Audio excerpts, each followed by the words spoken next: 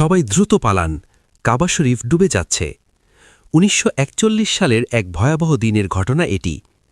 মক্কার আকাশে কালো মেঘ আর মুষলধারে বৃষ্টি। দেখতে দেখতে কাবার চত্বর পানিতে থই থই করতে লাগল।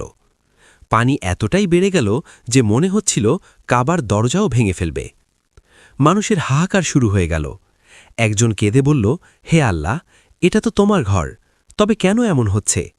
আমরা আজ কিভাবে তাওয়াফ করব? তাওয়াফ কি বন্ধ হয়ে যাবে? ঠিক তখনই এক ঈমানদার ব্যক্তি সাহস দিয়ে বললেন, ভয় পেও না, এই ঘরের একজন রব আছেন যিনি একে রক্ষা করবেন।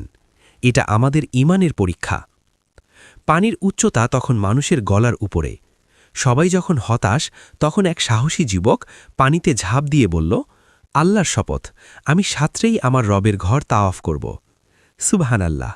তাকে দেখে বাকিরাও পানিতে নেমে পড়ল। ইতিহাসের পাতায় লেখা হল এক অলৌকিক দৃশ্য। মানুষ সাঁতার কেটে কাবা শরীফ তাওয়াফ করছে। ঈমানের এমন জোর দেখলে চোখে পানি চলে আসে। ভিডিওটি ভালো লাগলে লাইক দিয়ে কমেন্টে শেয়ার আল্লাহু আকবার লিখুন।